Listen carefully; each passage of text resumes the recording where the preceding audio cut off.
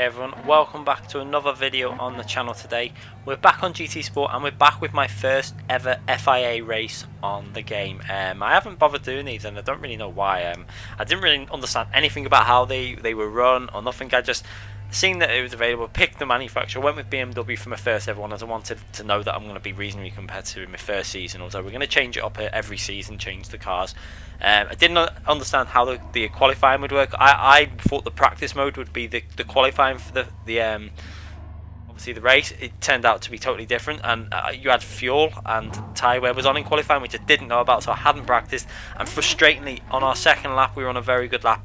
Well, we started the lap, did the first bend very nice, got sideswiped by a guy coming out of the pits, which then messed that lap up. Then on the third lap I was on a really nice lap, coming up to the straight, the corner before the long straight at the back, the end of the lap, the long straight. I just outbraked myself and lost about 4 attempts, and then we were going through, we were coming through to like still a 10th up going down the thing anyway, and we would have probably put ourselves around 2nd or 3rd on the grid, but we outbraked ourselves into the last corner anyway. So without the mistakes we would have been a lot higher, but everyone makes mistakes in qualifying, that's the way it goes. But I'll learn from that. I know how it's run now, I know that that's how qualifying is done, so I can practice the sessions. And what you might see me doing is I'm going to probably open up some open lobbies when I do practice sessions for these, and obviously if anyone's acting a bit stupid in them they will get kicked out, but as long as you're clean and you're fair in them, then you can all practice these FIA races with me. So you can see that we started 7th position, 20 drivers. This was the top split race at the 8 o'clock one. I chose that because I thought it'd be the most popular, because that's how it is when I race, and around that time it's normally the most competitive, so I wanted to get the most points.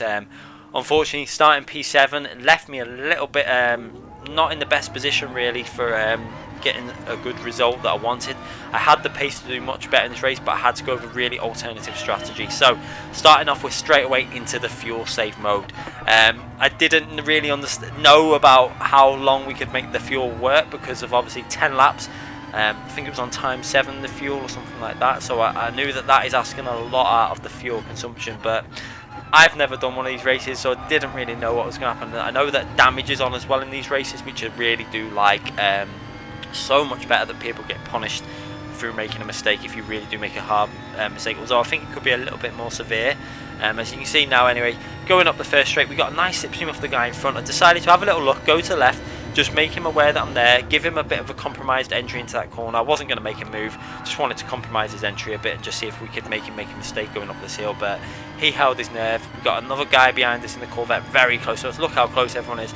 This is what I really like this game. This was the top split, a lot of good races in this race. You've got TRL Org up ahead, GTP Twizzy, very fast lap in qualifying. He got pole by about 6/10 of a second, although I felt I had it in me to get very close to that in terms of qualifying, especially if I would have practiced in this mode. This is definitely going to suit me more, having a proper qualifying over a time trial mode. That is my strongest part. So considering I had no practice and we put ourselves in 7th against some of the stronger drivers on the game, I was reasonably happy for my first ever attempt at an FIA race.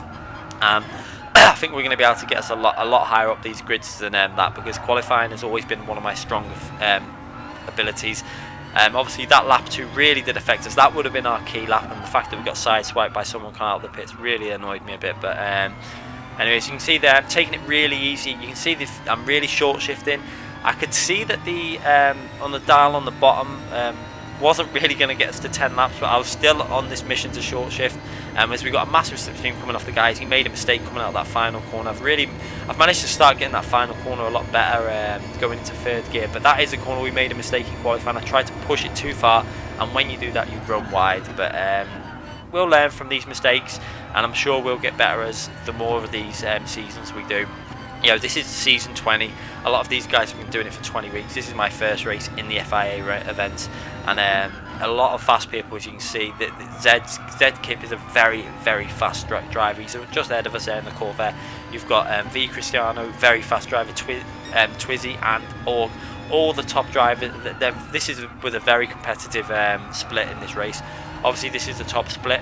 You can tell by the fact that everyone was SS rated drivers in the lobby.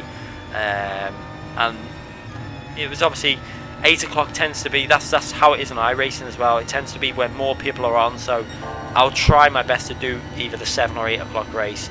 Sometimes it's going to be later. It depends on, obviously, by the time we've got the kids in bed and stuff, and what time I can get on, but I will try my hardest to get on around that time. And obviously I really want to try and get in the top 24 stars race at the end of the week. So this is why I'm doing this. You know, it only takes 3 of your races, so if I do miss the odd race, I can still obviously get there. But as you can see there, we're holding on. Considering how much fuel we're trying to save, we're really short shifting.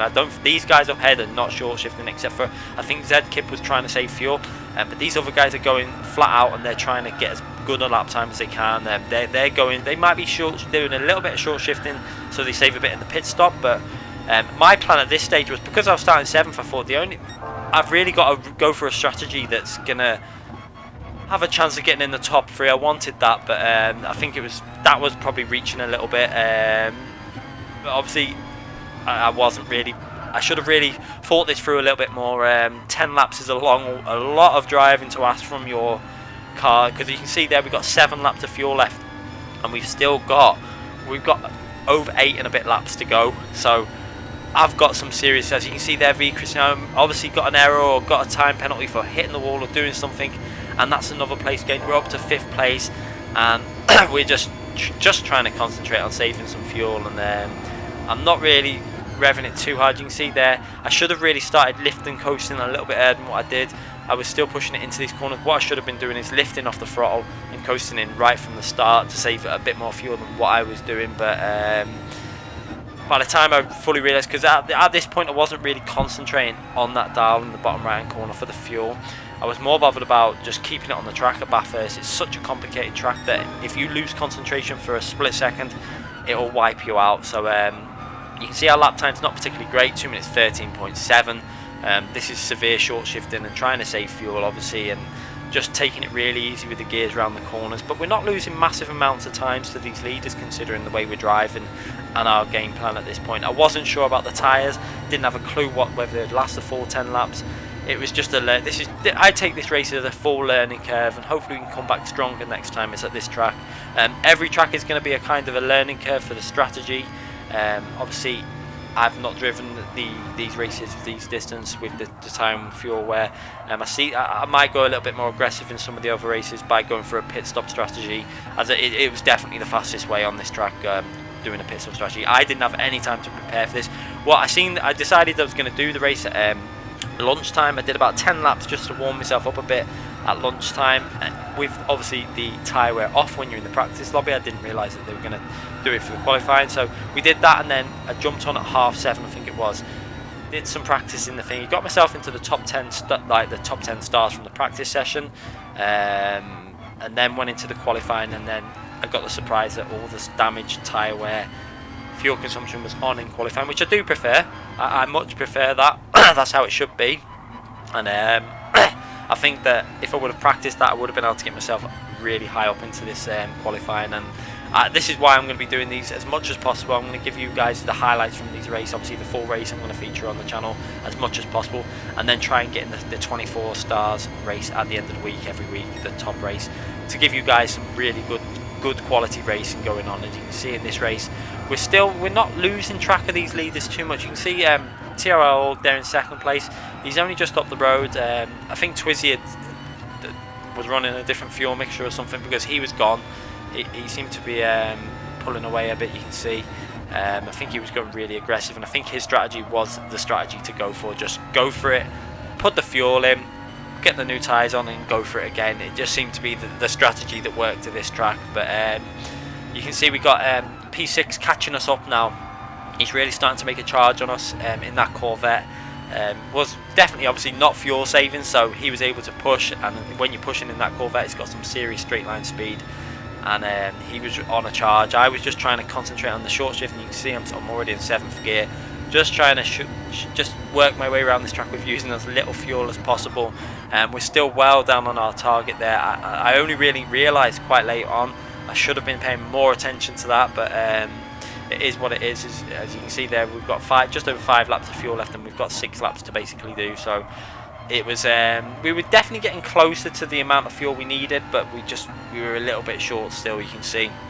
And when you're short shifting and you're still short, you've got to start finding other ways to save that fuel. The plan was obviously to go for the no pit stop strategy, Whether I was going to do it was another thing. We'll get to that when it happens. And as you can see, going through his fast left-hand Honda, I just noticed in the distance, if you look behind me, the Corvette had a massive moment on that curb. He got on the power. He was being a little bit too aggressive, obviously chasing me down. I was just keeping cool, keeping the car on the track. And this is one of the risks of Bathurst. You lose concentration for 2 seconds. Unfortunately, I didn't get the best view of this, but I should have really changed the camera angle. But you're going to see it now. He's coming out the corner. He's really pushing right up to the walls. Aggressive driving, and he gets out on that curb there, loses control of the car, hits the wall. He spins it round. He manages to get back in a straight line, and he's lost quite a few places. And then a guy coming behind him as his car reappears. So this is why I think they need to do something about that. I think it needs to go for a bit longer. That guy behind had to slam on and probably would have got a penalty if he would have hit him. He may have even got one, I don't know, but you can see, give us a little bit of breathing space. So we're now in 5th place still with about a 2-second buffer. But when that happened, I had to look in the mirror because I heard it. I actually heard the car slide, and you might have heard it on the clip then before we obviously showed you the replay. I heard the car sliding and I panicked, thinking I had cut him off somehow. So I was like, did I just do that? But so I went back at the end of the race to check, and it wasn't. It was just him getting out on that curb and losing control. So he was being a bit too aggressive, too eager to get near the back of our car, and he made the mistake. So again, just keeping it calm and keeping it on track at the moment is paying okay. We started P7, we're up to P5. We're doing okay. You know, at this point I started realising that we're probably going to struggle to get an amazing result out of this race. But you know, it was down to strategy calls that I need to start learning, and I'm sure we'll get there. But as you can see there, the thing is, I knew that Zed Kip tends to have racing a number of times in other races, and I've noticed that he always does like to fuel save. That is his plan. He does tend to try and last the race all the way through. So I was under the impression that he was going to do that.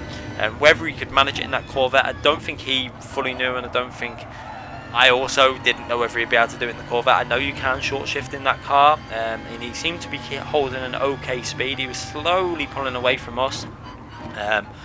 But whether he was using a little bit more fuel than us, I'm not too sure. We'll get to that when we see if he pits or not. But you can see the guy behind us slowly reeling us in. We're down. The gap's around 1.6, 1.7 seconds. It seems to change every now and then. Obviously on the straight, when I'm really short shifting, he seems to catch me up a bit. But then through the corners, we seem to be holding an equalish kind of splits to the guys behind, and also gained a bit on Zed Kip there. He must have made an error somewhere. Maybe he got a little bit close to the curb and had to lift. As you can see there, going through these corners, I really have started enjoying these corners. Putting my brake balance on -3 has massively helped on this downhill section. I've just got so much more confidence through this section now, and then braking early down into 3rd gear. And this is the corner that I've started to get so much better now. Going into 3rd gear there, I think it's one of my issues with coming from other games, like I said, to Corsa. I used to go down in lower gears. On GT Sport, it seems to prefer staying in a higher gear in a lot of these cars and getting more traction at the front end and then getting on the power. It is kind of realistic in a way, but it's just different driving styles that just suit different games, and that's where it tends to prefer me on a set of Corsa and project cars and stuff. But on this game, it definitely suits staying in that higher gear, keeping the balance on the front, obviously putting that brake balance towards the front there for the downhill section. And then it just seemed to be helping me out a lot since I did that. As my consistency was so much better in the when I was doing the practice sessions to when I last was at this track. And as you can see there, the guy behind's caught up quite a bit. He's down to, it's only 1.3 seconds to the guy behind.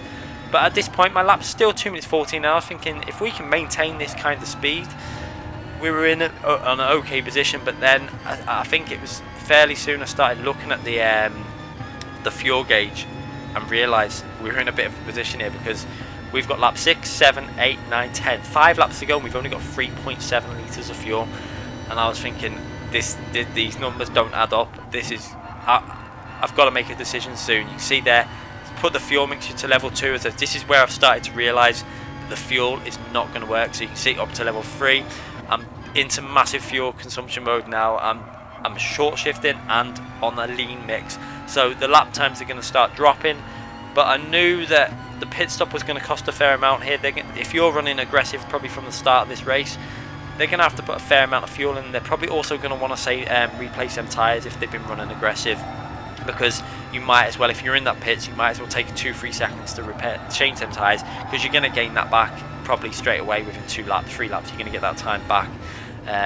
But you can see our tyres were actually in okay condition. They weren't too badly worn because I've been taking it really easy, not been pushing too hard. We hadn't worn the tyres out that much, and we'd actually saved them quite well, which was really important as well, because if I wanted this strategy to work, I needed to have grip, especially at the end of the race. But you can see, I think this is when I decided I'm just going to go for the no pit stop strategy. Whether it's going to work, I was really not sure. I was thinking, I've not really got an option now, because I've not been pushing in that first stint. If I pitted now, yeah, I'd save fuel and maybe gain a bit, but I'm not really going to get anywhere else. I'm probably going to remain. I'll probably end up losing places I actually thought, because the guy behind would probably come out around the same place as us. It would have been a close one. It just wasn't really sure what to do. I didn't think I was going to gain anything, so I just went for the risk and just going to the end. As you can see there, Z-Kip also, I thought now Z-Kip is obviously also on a no pit strategy. The fact that he didn't pit on the end of lap 6, that's where I started thinking he's also on our strategy. He's going to try and make this fuel last to the end like us. As you can see there, GTP, Twizzy and well, I think Org had already pitted, so all them as well were on the aggressive, driving quite hard. I think GTP Twizzy had been doing a little bit of fuel saving, but maybe not, I don't really know, because we've still got 3 laps of fuel left, so maybe he'd been driving very aggressive. He had obviously gone to just do the first stint on the tyres and wear them out a bit more, and then obviously put the fresh tyres on for the last 4 laps. Anyway, getting back on to looking at our fuel consumption, you can see it still wasn't in the best shape. So again, look at that, we're into fuel mixture 4 now and short shifting. This is where we're going to start losing. You can't really see it on it too much, you'll see it as we go further on. I think the laps will obviously come down a bit, but lap 6 there was a 2:16, so we're already over losing 3 seconds a lap at that speed to the guys in the lead. But that I needed to lose more because I needed to save more fuel. So this is where the strategy kind of didn't pay off, because the last 5 laps a pit stop wasn't going to cost you as much as what I was losing. I think this lap was going to be a very slow lap. You can see there, down to fuel mixture 4.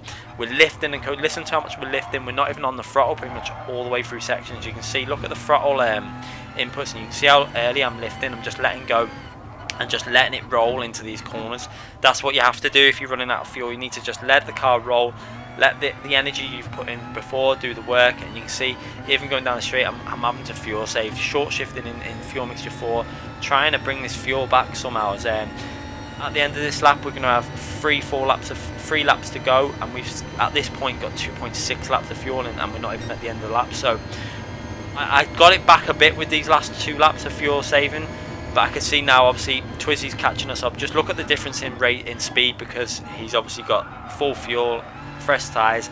I didn't even want to fight this. I actually nearly crashed trying to give him space. If you look now, I didn't want to go to the inside to block him, so I stayed on this outside, took this corner. I was going to stay over to the right hand side, but I went a little bit wide. You can see there, just about managed to keep it on the track, just about.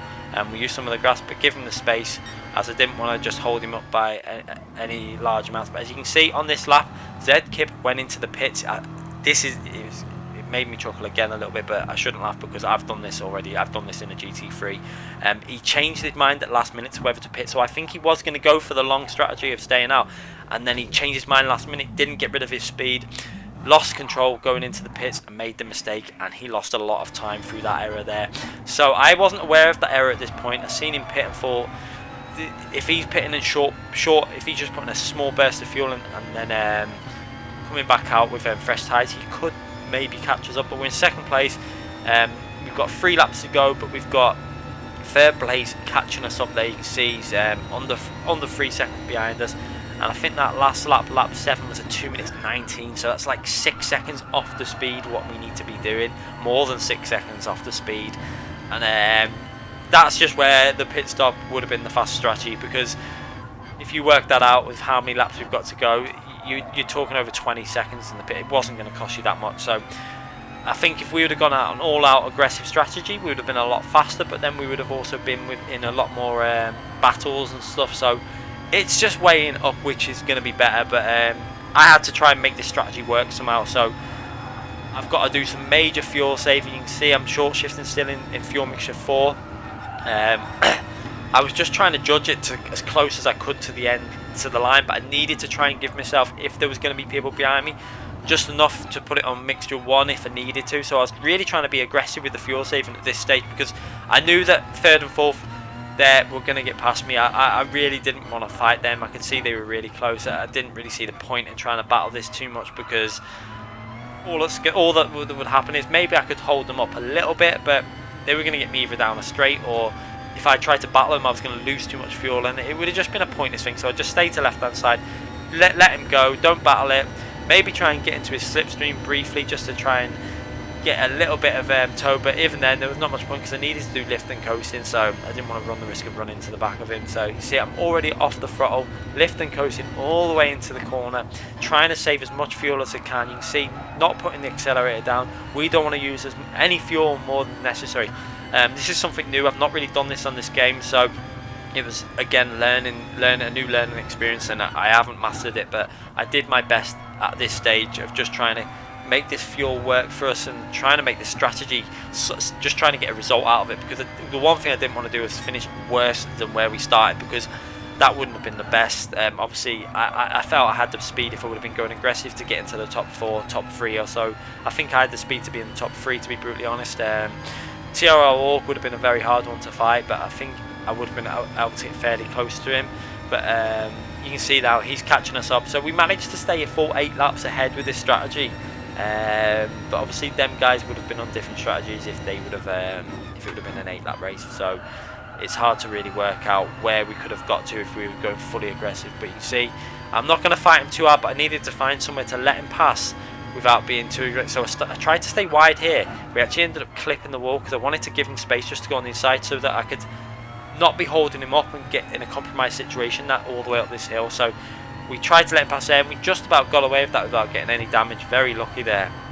But it seems to be fairly kind, the damage model on this game. I think it should be a little bit more aggressive, but then again that little scrape probably wouldn't have lost us any time. It was only a little scrape along the wall, and we were just trying to give Org the space. I didn't want to interrupt his race, didn't want to get in anyone else's way that I wasn't racing, because it's not really any benefit to me to hold people up. As you can see now, we've got just over a lap and a half to go, and we've got a 5-second lead. But if you look at lap 8, a 2:20, that's 7 seconds off the pace. So just from lap 7 and 8 we've pretty much lost a pit stop. But obviously we're not battling, so you can see now we've managed to, with the fuel saving we're doing, putting it on level 6 there, we've got 1.5 laps of fuel remaining and only 1 and a bit laps to go. So I'd managed to get this into a kind of a position where we might be able to fight us our way to the end of the race with some kind of speed. Luckily for myself, it looks like the guys behind are having a bit of a battle. As you can see there, it's just switch places between 5 and 6, 5th and 6th position. Going to see again, we're really saving the fuel. I was starting to panic here. I was trying to get the fuel back on. I was pressing the wrong buttons. I don't know what I was doing through that phase, and it lost me a little bit of time through them corners. But I was just trying to see what I could do with this fuel, whether I could go a little bit more aggressive. So I went to level 3.